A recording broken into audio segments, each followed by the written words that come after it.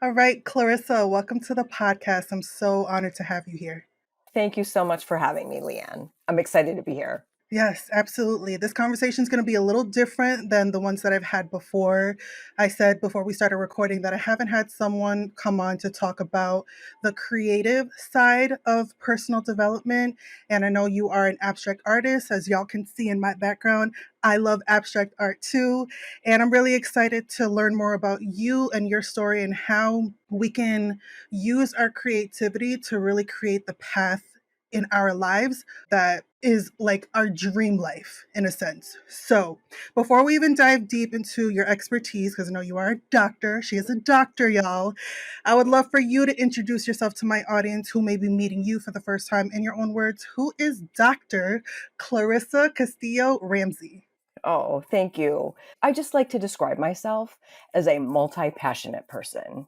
I'm an artist. I've got my painting in the background here. I love it. Thanks. I'm also a podcaster. I have a podcast called Painting Your Path. And that really was an offshoot of a book that I published during the pandemic with the same title, Painting Your Path. And I just love trying and testing out different things. And that has just shown up in my life through all the different careers I had. I'm also somebody who cares deeply about other people painting their path and living life on their terms because I think for so many of us, we followed in the footsteps of our parents or we were super influenced by other people. And I'm really all about helping people create life on their terms. I love that. And that's why I titled this episode, I got it from your website, How to Paint Your Own Path in Life. And I know that's something that we're definitely going to dive deep more about you and your story because it didn't start out this way. I did a little research and I read your About Me section, and it was a completely different life for you growing up, which I would love for you to share with my audience. So let's start off with childhood and adolescence, especially when it came to your creativity, the love of the arts. Talk about what that looked like for you growing up. Yeah. So my parents came to the United States from the Philippines. They're both doctors, medical doctors. I'm not a medical doctor, I'm a doctor of psychology. So they're very practical. And so I remember having a conversation with my mom. I think we were in the kitchen. I was 5, and she asked that proverbial question that adults ask kids, what do you want to be when you grow up? And I told her, I want to be an artist. And because they bought me all these art supplies, I loved painting and drawing. And ever since I could hold a brush. And so I said, I want to be an artist. And my mom said, she just laughed and she said, oh, child, you're going to be rich and famous after you're dead. You'll be famous like Pablo Picasso. So maybe think about something else. So art is something fun, but you can't make a living doing that. And as a kid, I just remember feeling so deflated and so just disheartened because I was like, oh, my mom told me I couldn't do this. So I still painted but I really kept it as like something on the side.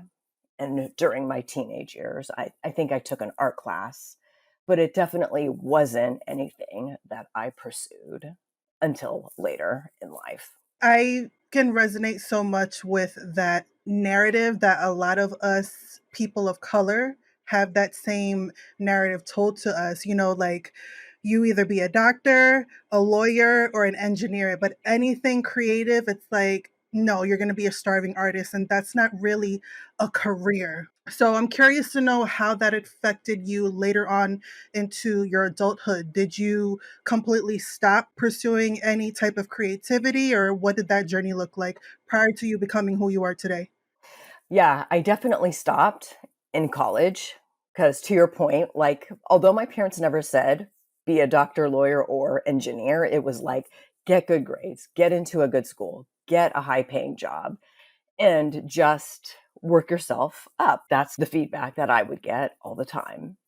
So I kind of put arts to the side. And it wasn't until I moved out to California and I went to this beautiful spiritual center called Agape.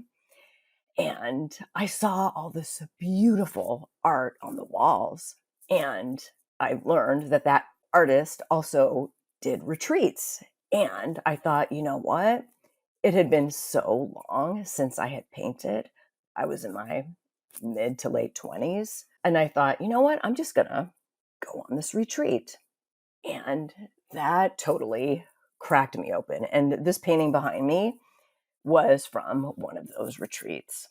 And it really wasn't until I went back to it and allowed myself to get back into creativity that everything just opened up. Okay, so I want to touch on that a little bit more because I definitely talk a lot about mindset on this podcast. And you said you allowed yourself, which I think is something that a lot of us, especially as we get older and we become moms and wives and workers and all these things, we tend to lose ourselves in the process because we need to be something for everyone else. So I want to know for you, what was the shift that made you feel like, no, I can do this. I'm going to follow my passions that I've always had.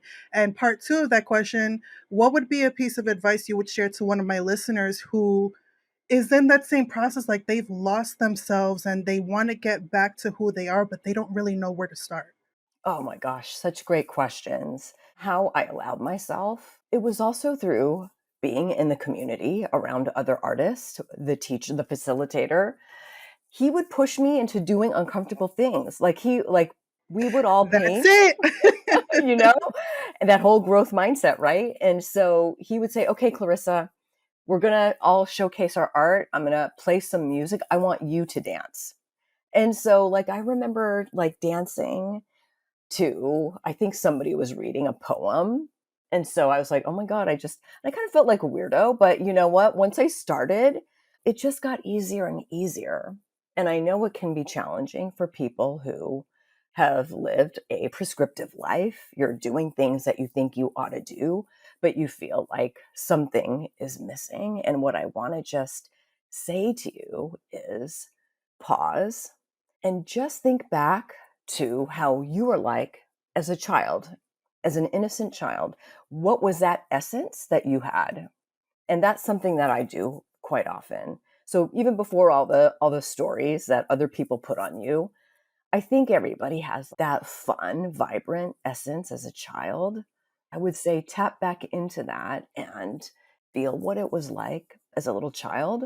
Be curious about something and just try something new. I love that. That inner child healing can be so transformative, right? And I think that's an area that a lot of us tend to forget about as we get older because life be lifing, like I say all the time.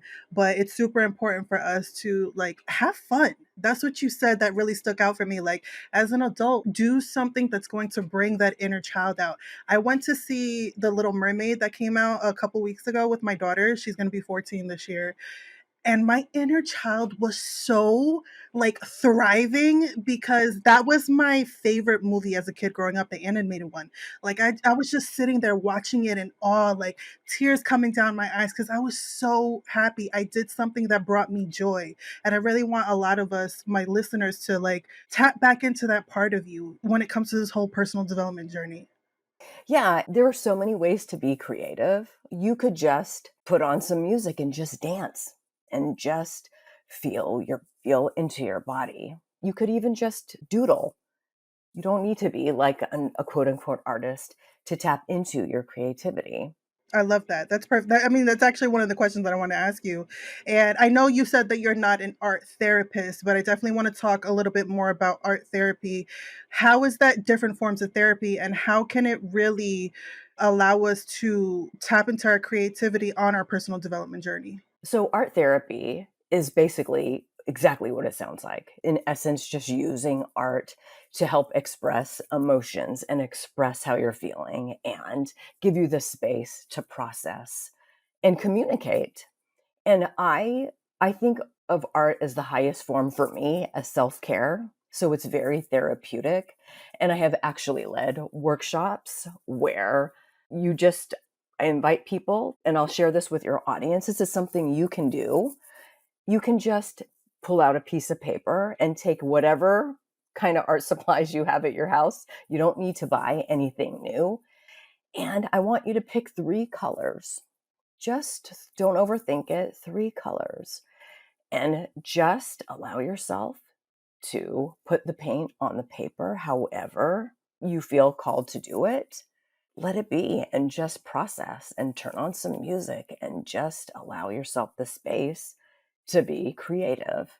And you never know, like, it's not about the final end piece being a masterpiece, it's about the process and taking the time. Oh, that just gave me chills. That makes me think about like just life in general. And when it comes to this healing journey, like a lot of us have these goals that we want to reach and we have to hit them. And if we don't, it's like, oh my God, what the fuck? I'm not doing it right or anything else. But it's like embracing that in between, that uncomfortable part that you're no longer who you were, but you're not quite the next level of you, that uncomfortable in between part.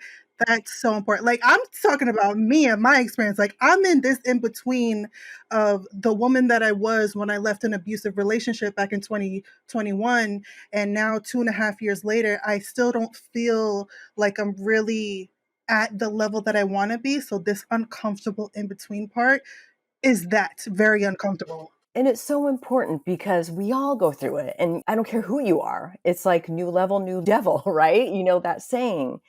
And even same for me, Leanne. I love helping my clients who want to escape the 9 to 5, but there's also this piece about self-care and art that I feel like I'm being drawn to. And I haven't actually verbalized that, I don't think, until now. So thanks for having this space here to talk about it. And I am like in that uncomfortable middle because it's like, oh, I've been really known for doing this. And I also want to do this.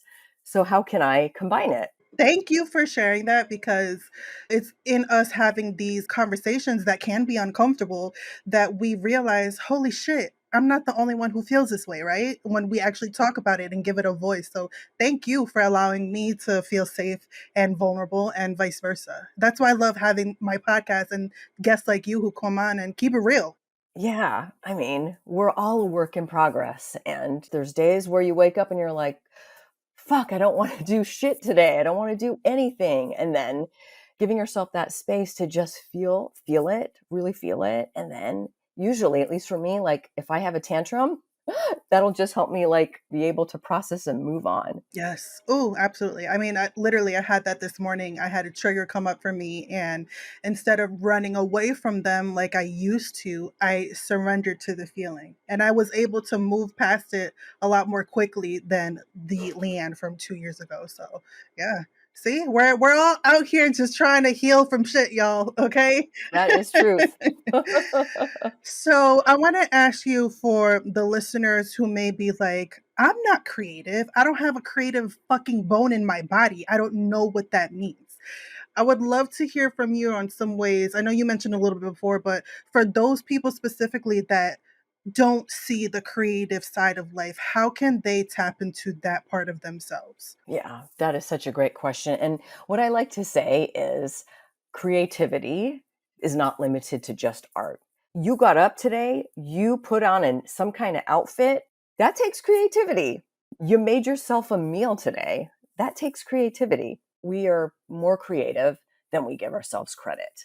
And I think ways that you can tap into creativity is just one thing you can do is just ask yourself, is there something that you have been wanting to try?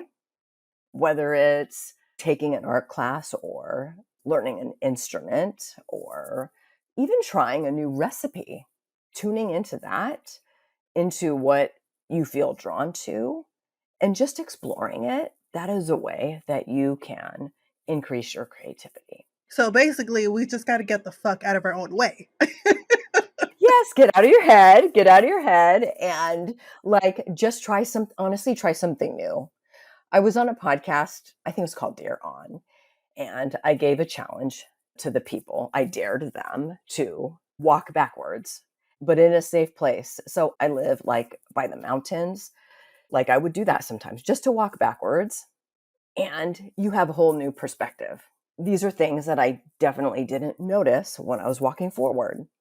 See how you can change your perspective, like literally. Just try something new. Yeah, just getting outside of your comfort zone and not sticking to the routine that, the mundane routine that we all do. Like, listen, y'all, I'm a Virgo, so I love my structure and my routine. I get it. But that shit can be boring after a while, right? So sometimes you got to spice it up. You got to do something different if you really want to create this own path in your life. Yes, that's right. Yeah, step out of your comfort zone. Try something new. Love that. Okay, so I know I saw on your website that you have this 5-step framework that you teach your clients to paint their own path in life. I don't want you to spill all the tea because if people want to work with you, they got to get it all. But please let us know, what does someone need to do in order to paint their own path in their life that brings them that true joy and happiness? Yes. So I'm happy to share the framework. So step one is to dream. And I think as adults, we don't give ourselves enough time to use our imagination and really just don't judge, stop yourself, but really give yourself space and ask, what is the type of life that I want for myself? What does that life look like? What do I desire? You can write it out, you can create a vision board, but take time to actually think about it and give yourself space. And this is what I do with my clients. And I've done workshops on this too, where it's, what are you passionate about? What do you do a lot of research on? What problems do you see in the world that need solving? And what skills do you have? And if you don't know, and I think sometimes we're so in our jar, we can't see our own label because we're just so good at certain things. If you're that type of person who's like, I don't know what I'm good at, ask your friends, ask your coworkers, ask your peers. They'll tell you. What do people come to you for? And just start there and just really think about, what is the kind of life that you want to live? What kind of legacy do you want to leave behind?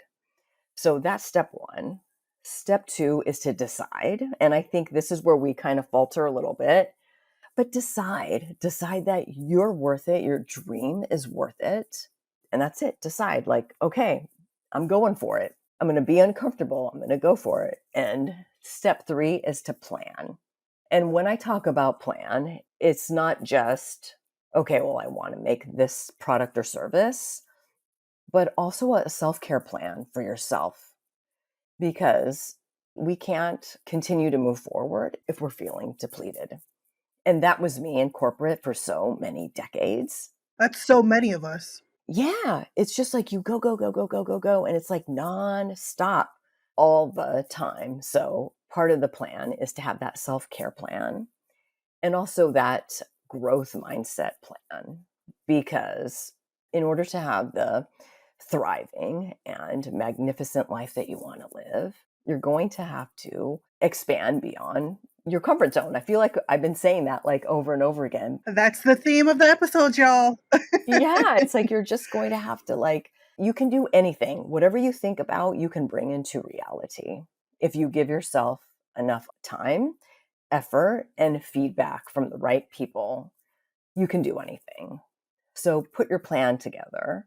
And step four is be brave.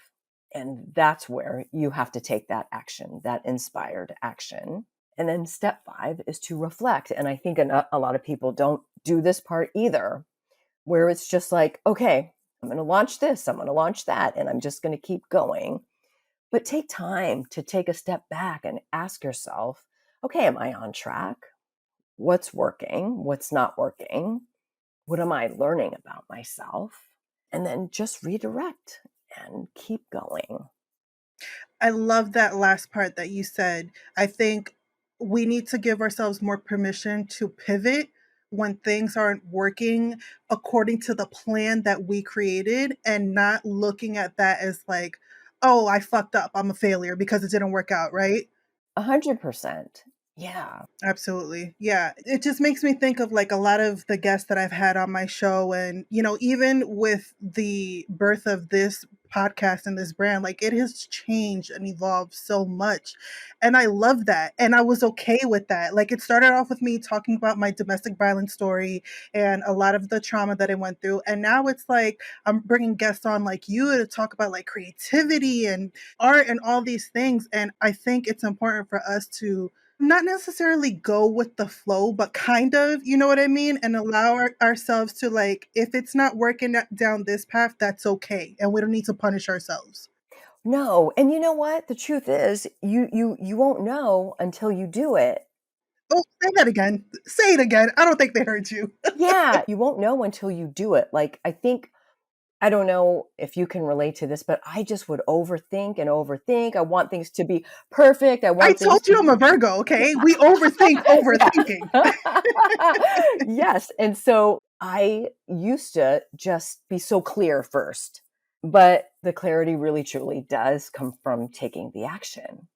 That's how you know. That's how you'll know. And being okay to fall in the process. I am a recovering perfectionist, okay? Hi, my name is Leanne, and that is who I was, and it still am. Let's keep it all the way real. But yeah, I think that perfectionism can really hinder us from even starting. Like, oh, I need to have everything like this, that, and the third. And if it's not that way, then I can't start until it's perfect. No, fuck that. Give yourself the permission to do it scared, do it wrong, quote unquote. You know what I mean? Like, just fucking do it. Right. Do it messy. And like a lot of my people will say, well, how do I build up the confidence to do the thing that I want to do?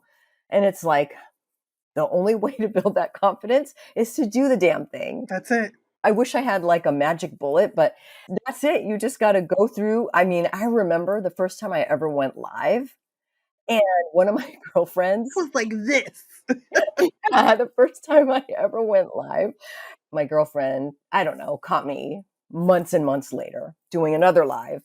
And she like messaged me and she goes, "Girl, wow, you have gotten so much better. Like, I remember that first live." Like, basically, she told me it sucked. But you know what? You got to start somewhere. Exactly. Listen, I cringe at listening at my podcast from when I first started compared to now. We're like, when I'm recording this, we're like 90 episodes in.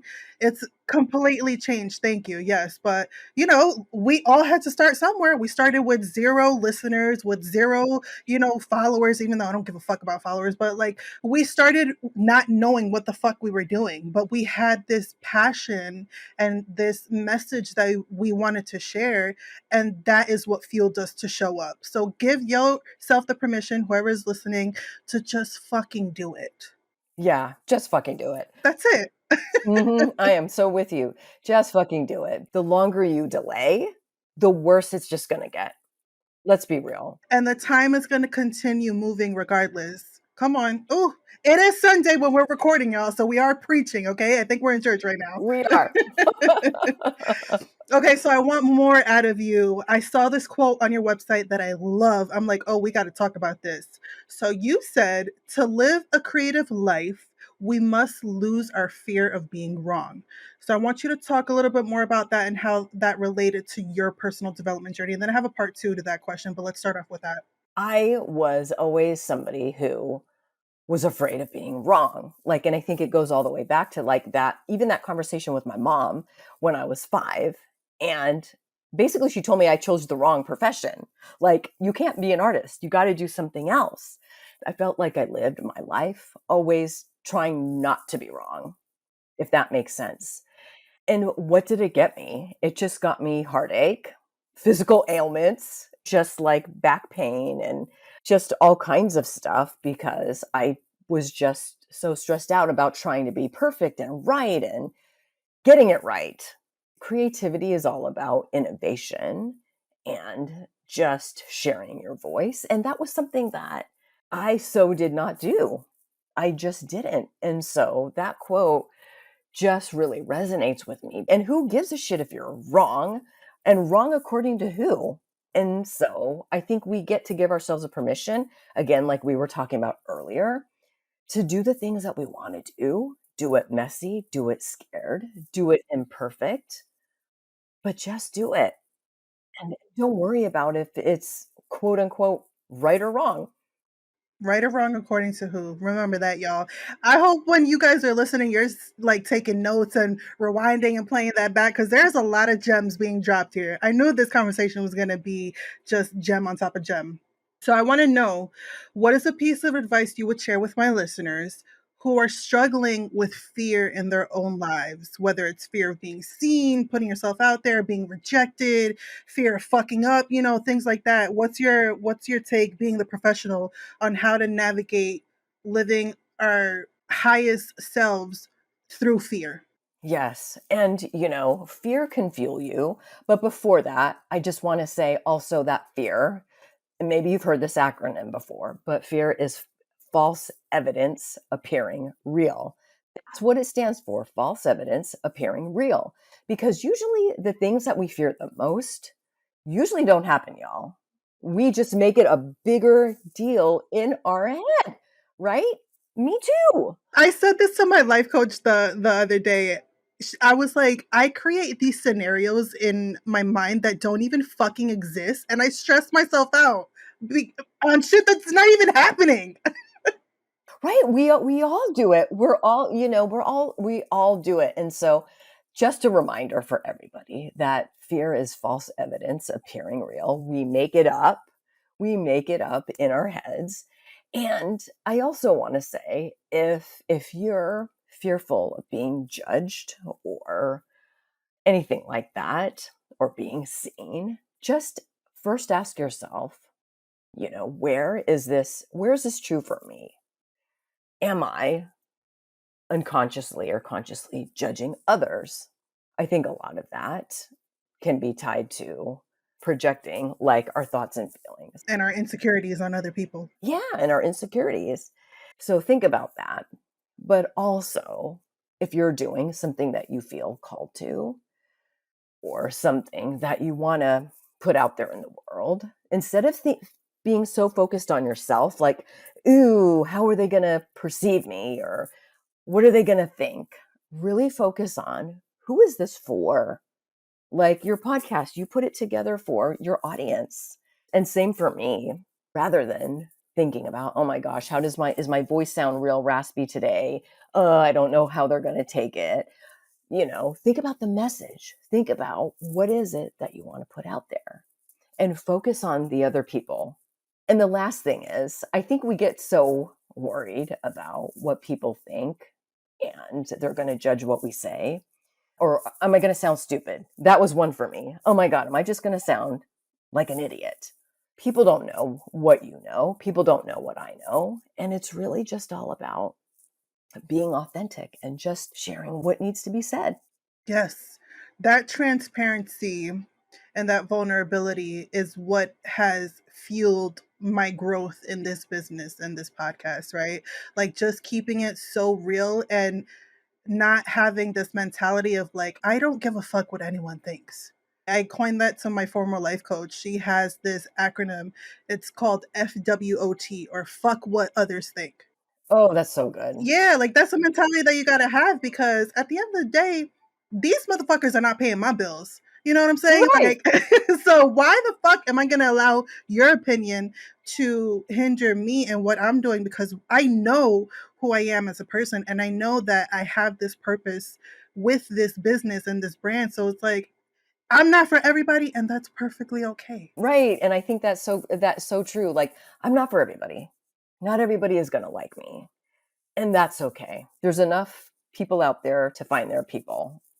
Ooh, so many gems, y'all. Please play this podcast episode back on those days when you're feeling like shit because I'm telling you, it's going to get you all the way together. Thank you so much for your realness, Clarissa. I love this conversation. So, I want to know, thinking about all the things that you experienced in life, good, bad, and ugly, what would you say is something you learned about yourself? Everything that I have imagined for myself has so far come to life. Mm, And nobody is going to save you. Like, you get to be your own advocate. hmm And we definitely get to collaborate with other people. I used to think my business coach is going to tell me exactly what I need to do. And I'm hmm just going to have to listen to her. For example, throughout most of my life, I would listen and put so much weight on what other people thought and what other people think. Mhm. And as I've gotten older, I'm 51. You look amazing. Oh, thank you. But it's like finally in the second half of my life, it's like, okay, you know what?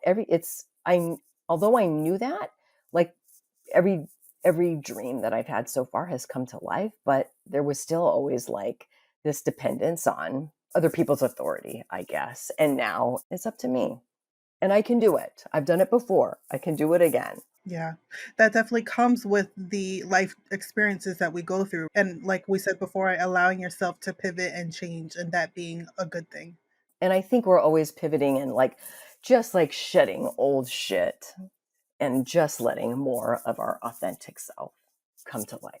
Yes. Ooh, I mean, that is the perfect segue to the next question I want to ask you. So, you're on the Watch Us Thrive podcast.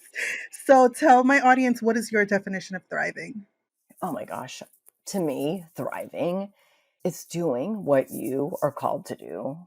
And even if you don't know exactly what that is, you probably have a feeling or some kind of inkling. And thriving is just being in that low state and just being you and sharing your message, whether it's through arts, whether it's through a podcast or a book or a course you teach or your coaching, but just sharing your gift with the world. I love that. Yes.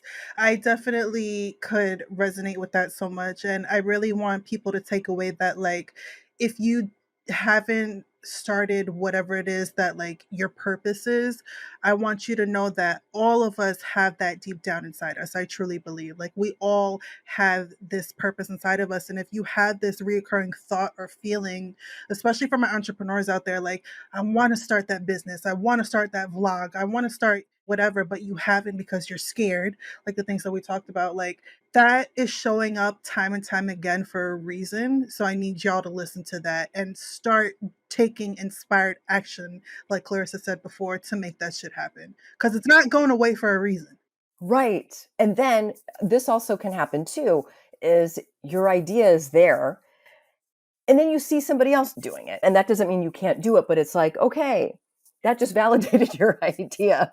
Someone else is doing it. So you can put your spin on it, but get it out there, because the number one regret of the dying is I wish I had the courage to live the life that I wanted to live, not what other people expected me. Yes, so good. That is one of the most beautiful definitions of thriving that I've heard. So thank you for sharing that. So let's go back to your childhood self. Let's pick the age 5, since that's when, you had that conversation with your mom. Being the woman that you are today and all the life experiences that you've gone through, what would you tell your 5-year-old self? I would tell her, I should have listened to you because I knew from a very young age, even like as a coach, like I always had this love for supporting other people and helping other people, being that sounding board. And I knew that at a really young age. So I would tell my younger self, I should have listened to you and just, you're great. You're doing great. Don't lose sight of that childhood magic. Oh, I love that. I love that. You know what the fuck you're talking about. I think a lot of us need to listen to our childhood self because a lot of times we know what is best for us. I think we do. Absolutely. I love that. Okay, final question before you can plug in how we can listen to you and follow you and all that.